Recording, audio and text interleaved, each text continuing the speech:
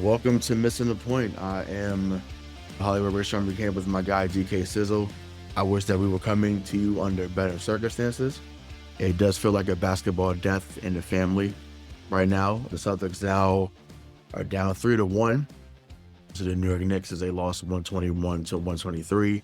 Really was a good game overall. A lot of back and forth, a lot of big time shot making, a lot of great defensive plays being made.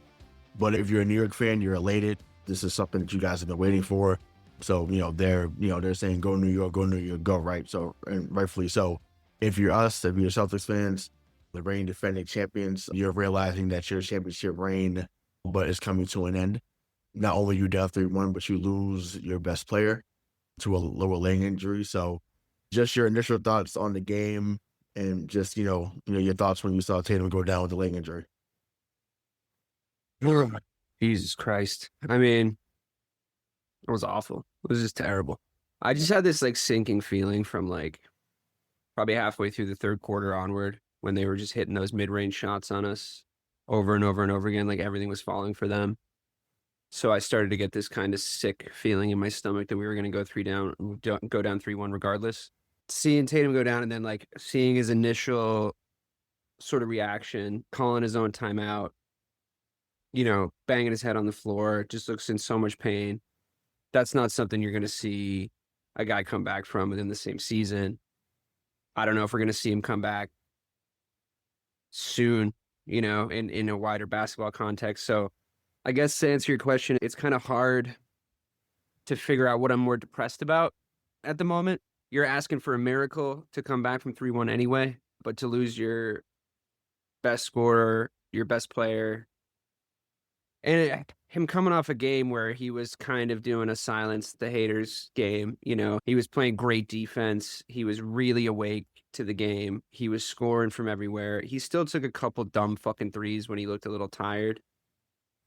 But overall, you can't really fault his performance. I feel like, you said we were texting about it. It's just one more person needs to join him. We can win this game.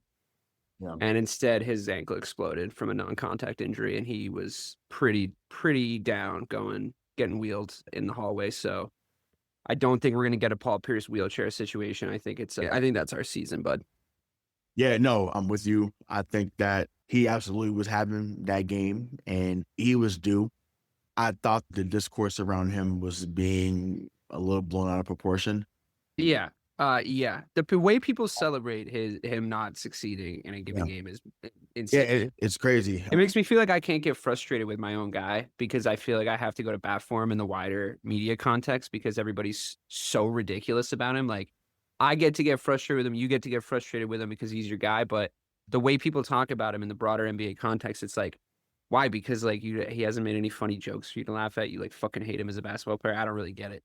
There seems to be a venom around him. Yeah, and I wonder how it's going to manifest itself now that he's hurt. Yeah. So comeback should be greater than the setback. And, that's, so I look forward to that already. I think that, this is the only joke I'm going to make about it because, like I said, there's nothing funny about it, but the only joke I'm going to make about it is that he truly is following Kobe Bryant at this point.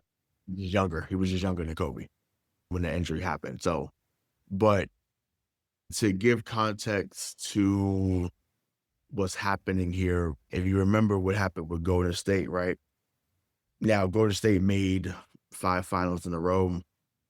They had won 3 at the time. Then, Klay Thompson gets hurt. KD gets hurt. That was the end of their era, right? In the immediate, this feels like the end of an era because if you couldn't continue and go back to back, especially with new ownership, yeah, no way they was going to keep this. And the salary. No way. So I think this absolutely means that KP and Drew are gone. Fully. And that to me, it sucks because I felt like, they've been such an integral part. I know that, KP is going out with a bad taste. Once again, it's not really on his own fruition. But yeah, it's real. It's real bad. But I didn't hear y'all thoughts overall on the series. I just wanted to give mine on the series so far. Obviously, the first 2 games were infuriating. Obviously, they found a way to come back in game 3. But just too many mistakes, and just unforced mistakes at that too, right? It's one thing if you you foul somebody, but it's just like too many turnovers, too many, the shot profile of the series was awful. Yeah. And once they started to figure out game 3 and even today to an extent as game 4 of that third quarter was where things turned around. Once again, Brunson had 18 in the third. And listen, Celtics fans, you can say what you want about their JB. He's been the best JB in this series. And then that's not to pile on. That's not to belittle anybody. That's just what it is. And for those that have been clamoring that JB is the guy here, well, we're going to find out come Wednesday. Yeah. I'll find out. Because I might, some of y'all been banging that drum that, JB is the reason why X, Y, Z happened. So, okay, we're going to see. So just give me your thoughts going into Wednesday. Like I said, I know we think the season's over, but how do you think that how do you think they respond? I know the locker room is probably shell-shocked, but just how do you think they respond come Wednesday? Well, I think if any second guy, if any 1B guy can do it, I would kind of go for if it's not Jimmy Butler, it's the other JB, the other JB that could maybe, figure this out. Jimmy Butler's in a pretty similar situation, to be totally honest with you, in the Western Conference. Right. And it's kind of weird how many things have paralleled across the conferences in different series, but that's a conversation for another day. Did you ever watch Friday Night Lights, the TV show? No, but I know of it, but no. I haven't. So, did you ever see the movie? Yeah, with Derek Luke, yeah. Mm-hmm. Yeah. So, at the end of the day, your star goes down. The guy, the Jason Street, the guy you were going to take to the NFL, the guy that was going to take you the whole way. I mean, that's what I'd have him be watching right now. Just season 1 highlights, Friday Night Lights, because somebody needs to be the Matt Saracen of this group. Somebody needs to step up and think, if nobody believes in me, that's just going to grow the chip on my shoulder. And I'm going to come back and I'm going to win this. I just think it's a lot to do. It's a lot to do because losing this game, even with everybody healthy walking off the floor, I think I would have been just as down on our chances of coming back and winning just because of the 3-1-ness of it all. Right. It's hard post just like doing this sort of autopsy, like a few minutes after that happening. It's difficult to sort of wrap my head around optimism. I think in a day or two, I'll have talked myself into coming back in this series because I really do think we're that much better than the Knicks, to be totally honest with you. Some of the decision making in this series so far has been absolutely head scratching, honestly. But if we had played our game, if we had played our best versus their best, I think we win every game. Yeah, I mean, but really hard to do without Tatum, I guess. Right, but this is the thing, right? It's like I don't know. And that's why I wanted to get on it. It's hard to even wrap your mind around what just happened. Because this is the first time this has happened. Right? Granted, people bring up, Game 7 against Miami, he hurt his ankle, whatever. I'm like, yeah, but it was like he was still involved out there, and they just, No, he's done. Yeah, Miami, different. Right, exactly.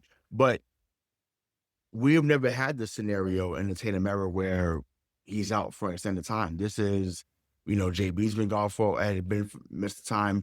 Obviously Kemba was out, Gordon Hayward was out. Like he's been the Iron Man. So. Like I said, I want to see how they do respond. Me personally, I think that, it's a wrap. Like I said, I just think that, our season at TD ends on Wednesday night. Like I said, I want to be wrong, but like I said, just once again, they've been, and I can't even say they've been outplayed, but they've been out hustled. They've been out coached at times for sure. Yeah, fucking tell me about it, bud. And Jesus Christ, he got fucking abused. What's crazy, 1 and 2, yeah, but I thought his timeout management was great in game 3. I even thought his timeout management was pretty good tonight. Yeah, with a couple of notable exceptions on that run. But yes, I do agree that his timeout management got better. But honestly, it couldn't have gotten any fucking worse from game 1 and 2, to be honest with you. I mean, and it's Saber now, obviously I just spent a few moments going off, but there's someone in that locker room who's a coach who, on the way to his second championship in this same round, was down 3-1 to the Phoenix Suns, and that's Sam Cassell. So they, as someone, as a young kid, say, that's holy pull. Well, yeah, I had to go back into the archives for that one. So yeah, 95 semifinals against Phoenix. Phoenix just came off a really good, I think, playoff round against once they get Golden State, if I'm not mistaken. But either way, they were down 3-1, and Houston found a way to come back, and then they went on to win their second ring. Now, yeah. On paper, when you say, yeah, you got Drew, JB, KP, Al, Pritchard, obviously, how has been out, whatever. But it's like now on paper, yeah, you would say, okay, they have enough there. But when the possession slowed down and, JB even himself is not 100%, he's just not. And he's not had a great playoff run. He just hasn't. Whatever we were harping on and praising him for last year has not been the same this I year. mean, his knee's hurt though, no? Yes, but I'm saying like just even it's just like there's been some moments of some flashes of it, but it's just like he just hasn't, he's been hampered. So it's like we're not seeing what he normally could do, and obviously it's almost like we're without, Porzingis as well because he's been almost non-existent. So it's a lot. And like I said, Al's had good moments. Okay, Al's been consistent, but your best player in this regard cannot be a 39-year-old backup center. Well, that's the thing, dude. I mean, like, if you're Sam Cassell and you're drawing up a speech to describe to them the things you need to do to come back in a 3-1 series, what's the first thing you're going to write down if you're Sam Cassell? Have Hakeem Olajuwon. You know what I mean? Like, Right. It's like, he's like, you can talk about like heart and fire and desire and staying with each other and, trusting your teammates. And you can say all the things under the sun. But what they did in 95 was fucking have Hakeem Olajuwon, like one of the greatest players of all time, up to and including probably the best two-way guy of his era, right? So a guy that could set pace on both sides of the ball. And when you're looking at like a beat-up Jaylen Brown and a beat-up Kristaps Porzingis, and they just lost a game where, quite frankly, we got 90% of the calls. It's just like, I don't know. I don't know. I just don't. I'm having a hard time picturing it right now, Yeah, no, same here. I mean, but like I said, I'm sure that he'll talk about it because he should talk about it, obviously. But I just think about, like I said, I brought up the most recent one was the Warriors. Clay gets hurt, and obviously they come back and win another one. 2 years later, or 3 years later. Yeah, so who knows that? I don't want to wait that long. I don't know if I'm gonna live that long. Right. But it's just like you got that. I think about when even before we were born, but obviously Detroit had won back-to-back in the late 80s, but Isaiah Thomas gets hurt in that first finals when they were a leg injury away from them going 3 in a row. So they obviously, if they tail out, could they lose to Chicago, and Chicago becomes the eventual champion. So, there's many moments like this in every history where teams I just think that the runs catch up to you. And I think that's kind of what we're seeing right now. They have made a deep run every year that Tatum and Brown have been here, except for 2021. Like, that's the only time they get knocked out the first round. In 2025. Well, no. I'm saying, like, 2021's the only year they got knocked out in the first round. Like, everything else, like, around or further. So, they're used to playing deep into May, early June. And sometimes the body needs a reset. And once again, health will always be the most important thing in winning a championship. We learned that last year. We healthiest. We won the battle of attrition. This year we did, right? KP was injured from right away. Obviously, and I want to address this too, and I get it because it's what they call the rage bait now, or I guess it's the easy take right now. Yeah, some of y'all need to chill out on Porzingis.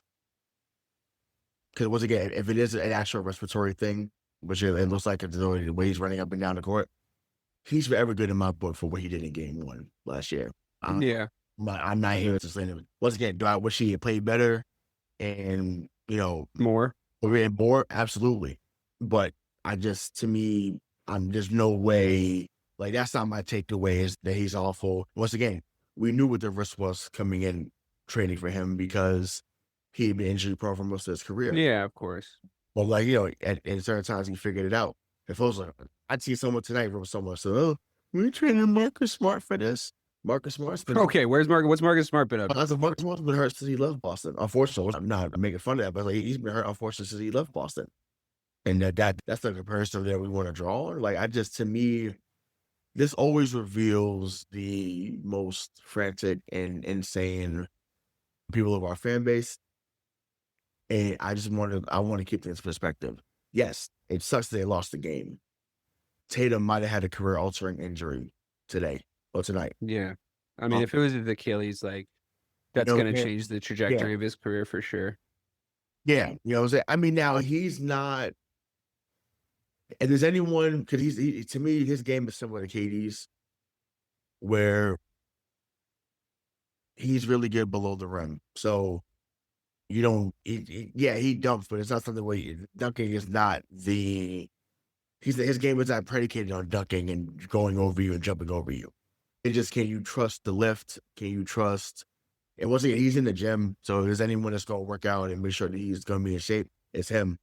It's just a matter of, getting back healthy. Once again, he'll be 28. So like I said, he's not super old, but like I said, once again, he's been in deep runs since he got into the league. So I just think, to me, the body finally gave out, and that happens. But it's just, I don't know. I'm just, once again, it never ends. It never ends pretty when you go on long runs as a team. Once again, we thought it was dark when Gordon Hayward got hurt or Kemba got hurt, but this is a pretty nasty wave to go out. And dude, as we've been sitting here, no joke, like my initial thing was like, I was so focused on winning that game and just making it 2-2, and I was so convinced we were gonna, to be honest, after that game 3 performance. And just like as we've been sitting here and like as you were just talking, it's just like descending on me. It's like cascading on me how bad that injury actually is. Like, it's really hitting me from all angles in my brain right now. Because I mean, that's like when you said it's potentially career altering. Like, I think of Dame Lillard, I think of KD, I think of guys that have had that Achilles injury, and it's like, okay, like guys with a lot of skill, and even in KD's case, like a very long like body. I've seen them come back and perform, but it's not the same thing afterwards, right? It's that you're losing a few percentage points after the fact every single time. And with him so young, Jesus Christ, man, my heart breaks for the guy, to be totally honest with you. Like, nobody gets more ripped apart in the media. No star gets ripped apart more in the media. People take no more pleasure in ripping apart Jayson Tatum than they do any other athlete. To be totally honest with you, like, people fucking rip him up. People clown on him so hard for whatever reason. And, there's things that he does that obviously have frustrated me in the past. But Jesus, man, I mean, that's so heartbreaking. Like, to just watch his face as he was getting wheeled down the hallway. I'm so depressed for the guy. I really am. And for myself. I'm going to go kill myself. Funeral podcast, everybody. so, I mean, we touched on it, but we could talk about this and then we can close out. So just, are you absolutely moving off during KP, or would you want to give it another run before you make another decision? I'm never going to say I'm moving on from Jrue Holiday. Jrue Holiday has been my favorite Celtic for the past few years. I think what he brings, I mean, I think what you saw him bring tonight when he was off the floor, like, that was when their backcourt was killing us. You would think Derek White with his length could defend Brunson more, but Brunson was just hunting Derek White tonight. And obviously he's the bigger draw in the backcourt. He's the guy you really do need to keep. And I get that. For his offense, for, a lot of his defense, for his ability to score at different levels, his ability to control the game, I get it. But I really would hate to lose Jrue Holiday, to be totally honest with you. I really think he can contribute moving forward. Yeah, I mean, I try not to fantasize about guys' ceilings. Like with a Kristaps Porzingis, it's like, I just don't know if he's ever going to be able to be like healthy for a long stretch. It just doesn't seem like it's going to happen. My thing is, granted, you can't do it like out in the NFL, like how you can just stretch out money and send guys, but if there was a way there's too much guaranteed money and all that stuff, and our roster is already so expensive. Yeah, if there was a way that you could stretch and extend his deal, then I absolutely would. Like I said, I would change him into what Kevin McHale was later on in his career. Yeah. 6-man call a day. I think that'd be great. I wonder if Al now just says, hey, let me hang it up after this. Probably. You know what I'm saying? So he could be the Al Horford of the team next year. You know what I'm saying? That was the kid. I mean, his $30 million comes off the books next year. So for Porzingis, so you got Hauser at $11 million. I'm fine to move on from him. Sure, yeah. Clearly but even throughout the year, like he dealt with a lot of injuries, and I'm saying this is like insider, like working there, like he was definitely more hampered than people knew, mainly with his back, mainly with Hauser. Yeah, but I mean, that's a death sentence in basketball. No, right, correct. Unless you Larry Joe Bird, and I still got you. Yeah. Well, I mean, yeah, I was gonna say, like, it even took down the legend, dude. Yeah, but call a fucking snowplow next time. Well, yeah, exactly. I do think that I'd move on from Porzingis. I'd keep Jrue. Yeah, me too. once again, I would like to think that Tatum, White, and Brown are the untouchables, but we've seen crazier things. We could keep the Celtics center, but just it's a quick aside. It is absolutely wild to me that Dallas got the #1 pick. That's fucking crazy. That Absolutely. seems so fixed. Oh, it absolutely is. You think about '85, the very first one in New York to get Patrick Ewing. You think about 2003 for Cleveland to get the LeBron. 2011 to make sure they got Kyrie. In 2014 to make sure you got the rights to Wiggins, even though you knew he was bringing back LeBron, low key. I think Dallas getting the #1 pick is the most egregious since let's send LeBron to Cleveland. I think that's the last thing I remember of this happening. Of all the ones you mentioned, it was like, nah, that was very sus. Even LeBron said it, for God's sake. Yeah. He basically admitted it. Yeah. So, I mean, yeah, that is fucking nuts. As far as the salary goes, though, it's hard for me to think that if they get a health assessment from Jayson Tatum of like, we're not going to see him play next year, it would be really silly from a financial perspective to carry a really bloated salary if you're the new ownership. Like, why would you? Right? You basically, at that point, you just start to think, okay, what team are we going to put around him when he comes back? Right? That's the thing that you're going to have to start to think about. So Right. I would be pretty unsurprised if the roster was drastically different going into next season. Yeah. I mean, honestly, I'm here for them filling out the bench more. Get more guys off the bench, let guys kind of, ease into the season, be rested, be ready to go for the playoffs. And once again, you may have to change up how you play a little bit because, like I said, Yeah. you're not going to play the same. Well, we're able to play like this because everybody's sick. Right. You know? No, right. Exactly. So, but I think, yeah, you move off KP. I don't know where you were dealing to, but, Brad Stevens has been a campologist. He's been a general manager genie, so he's been great. It's crazy, right? Because you think like, the performances we saw from him in the playoffs last year when he did play, you're like, oh, we're never, and I really do believe this. Like, if they're all playing like that and they're healthy, like when we saw, it was flashes of full-blown cheat code. This is the best basketball I've ever seen when they were all out there at the same time. I'm not being hyperbolic. Like, I'm really not exaggerating. Like, when it was KP playing at his best, JB playing at his best, and Tatum playing at his best for the majority for a lot, I would say a good portion of the regular season last season, and then notable playoff games, like ones that you pointed out, and then obviously late in the Mavericks series. It's like, damn, dude, that's some of the best team basketball I've ever seen. That's some of the most dominant basketball I've ever seen. I've been watching this sport since 1998, like religiously. And in all of the 27 years that I've been watching the Celtics, the best I ever saw them play for minutes at a time was that. So you really do understand, look at a Kristaps Porzingis and saying like, Jesus, if we can just get this going. But at this point, would you rather a Dort, a Nas Reed, like a 6-man type that can really contribute, but he's never going to really win you a series, but he can really contribute in big ways in games. I was going to say Aaron Gordon, but then he's like going to win the fucking Nuggets series if they win this one because he's hit like such huge shots. But you know what I'm saying? Like that guy, like just go down one level, but he can play consistently. I don't know. I mean, maybe I'm settling, but no, I mean that would be huge. But now you're banking on even the guys that's here. Like you're banking on Walsh and like Shireman to take some leaps next year because they're gonna have to be a big part of the team next year. They're gonna have to be because that's such a really don't. It's such a hanging chat. It's such a question mark. You really don't know how they're gonna be, right? So it's like, and the thing is, I don't know about you, but I've been pretty happy with ownership. To be totally honest with you, over the past few years, it's not really, you talk about the Red Sox, you talk about these other teams where it's like ownership becomes a conversation on a regular basis. I have them about the Bears. You have them about the Patriots all the time. I sort of feel like of all the teams we talk about regularly on this show, ownership for the Celtics, like we were pretty happy with those guys. They want us to, right now. Still in. I mean, once again, I'm not claiming that I don't know this, but now when I think, the more I think about it too in the moment, and once again, I don't think this is gonna happen. I just feel like this is another possibility too. I actually do think that JB could be on the table. I do.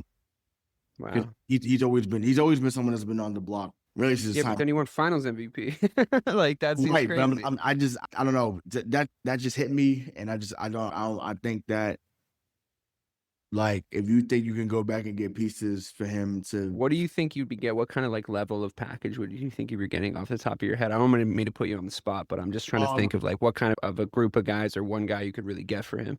Or like like really high I picks could or see this is. I mean, this is just the first thing I think I've not. Granted, I don't. I think they would take a step back in this regard, but I feel like defensively they'd be really good. But if you the first player I thought about was Memphis, and it sucks because JB shouldn't be there. But I thought about Memphis, and you trade him for Bane and Jaren Jackson. Jaren Jackson defensively would do wonders here. You know, I think he's even won Defensive Player of the Year, if I'm not mistaken. So that's one thing I thought. Now, granted, Desmond Bane to me is overpaid. He's someone that should have been here as a Celtic because they did draft him at 30 and they traded him a couple years back. So he's a decent outside shooter. He's obviously not better than Jaylen Brown, but I'm saying I just think that could be a thing. Or who knows what they could package, cookies and cream together. They could do that just to get the way under the cap and you get some. I just don't know where it would go. But if it's just JB, I could see that happening. Once again, I'm not looking for it to happen, to want to happen. So for those that listen to this, like, y'all are, y'all are delusional. No, I'm just putting out a hypothetical. So we'll see. But either way, thanks for those that got to this far of this autopsy. Once again, as you hear from our voices, we fully expect the season to be over. We're in game 5. It'd be cool to see another game 6, but we don't really foresee that happening. I could see us pushing it to 6, honestly. I really could. I mean, winning the series is sort of out of the realm of my imagination at the moment, but pushing it to 6 doesn't seem that outlandish. Yeah. Yeah. I would love to see that. I would just love to yeah. see a little fight in the next game. That's all I Yeah. kind Oh, of no. want to see. No. So expecting fight and then actually win the game is everything. So it's like, I don't expect us to lay down like they would have done before, but I just don't know if Brunson's the guy I believe he is. He's probably going to drop 40 in game 5 and we're going home. So, because once again, I believe in this game. Once again, I haven't always given him the credit that's due, but he's been amazing.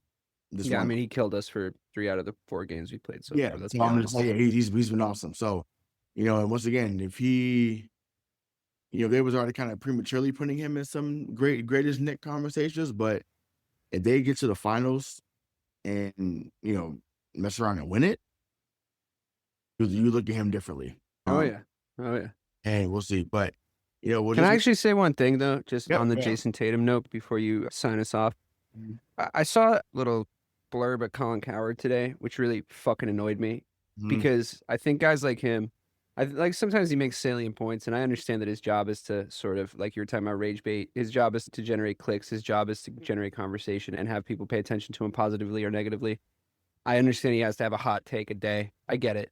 But the idea of saying that you should nickname Jayson Tatum the beneficiary, and forget it even being the day that he has a tragic injury and you look like an asshole now. Forget all that. I'm a huge Anthony Edwards fan, right? As has been reported on this podcast many, many times. I think a lot of people are, and I think that if you think that superstars on other teams don't have bad games and not get killed for it, you're out of your fucking mind. That happens all the time. It's been happening in basketball in perpetuity forever. When a guy is popular and he has a bad game in a series, but they're still able to go and win that series, all is forgiven. It's been all is forgiven with Anthony Edwards. I mean, look how he played in the final game in the last series in the West, right? So when you say, oh, it's Mr. Beneficiary because Jayson Tatum can hide because the other guys can play well. Oh, he's just on a good team. Da-da-da. It's like all you're doing, Colin, is repackaging the internet's laziest take. You're just repackaging it and putting a Colin Cowherd label on it. And you're saying, this is what I think, because you're not looking past the surface. Because if you just look at Jayson Tatum, have his teammates lifted him up at times? Have they won games for him over the course of a series in order to win a championship? Yeah. Did he not win Finals MVP? Yeah. You know who else that's happened for? Michael fucking Jordan, dude. You know who else that's happened for? Everybody that's ever won a fucking championship. So this is a guy, and this is the sports media in general. This is the real problem. And I just want to say this last thing on the Tatum front. People talk out of both sides of their mouth with this shit because this is the same guy that I guarantee you, if you poured through the clips, you could find a clip of him regurgitating basketball cliches like, no one can do it by themselves. No one can ever do it by themselves. You need somebody to step up around him. you know, at the end, and I'm not going to bring up the fact that you said that Ben Simmons was going to turn around and be the face of the league and LeBron can now rest, you fucking dumbass. But like Mhm. at the end of the day, you're coming in and you're repackaging the laziest take that you've seen on the internet in order to generate clicks. And now this dude's Achilles just blew out. So how do you feel? Probably fine. I imagine you don't feel really much of anything. You're probably just sitting in your mansion eating ice cream at the moment. But quite Right. frankly, like, if I think my point is, if anything changes because of the severity of this injury, I would love it to be how this guy is perceived across the league. Because whenever you treat guys like Jayson Tatum's been treated, I find you look back and you say, "Oh man, you know, we maybe should have appreciated him a little bit more because that was a lot of talent in the league." I've Mhm. killed him. I've killed him on this podcast, but you know what? He's my guy, so I get Mhm. to. Like, he's my dude. He's your dude. He's a Celtic. We're Celtics fans. You know, we Right. live it. We live it every day Right. with him. So like, that's fine. It's like having a brother. I can beat him up. You can't. You can't. You know what I mean? So, Right. I mean, at the end of the day, I just thought that the yeah, I would like everyone to take a long, hard look at themselves with as far as the discourse around that particular player goes, and maybe how you think about players in general in the NBA, because they don't quite fit what you think they should be, because your dad told you about how Hakeem Olajuwon was or Charles Oakley was back in the day. You know, it's based on a perception that isn't really Jayson Tatum's fault, because that's what the league's like now. They're all fucking like that now. So, what exactly is your issue with him in particular? And I mean, benefiting from your team being good. Yeah, that's everybody that's ever won a championship, man. Sorry. Yeah. That's just it. If that wasn't true, Allen Iverson would have a chip. So, Yeah. No, that's a fact. So, well, we hope it was beneficial for you to listen to us this far. Once again, we thank you for listening to the autopsy. But yeah, we'll see how they respond. But you know, on this show, we always respond. So for DK Sizzle, I'm Hollywood Rayshawn Buchanan. Until next time, we'll see you. Peace.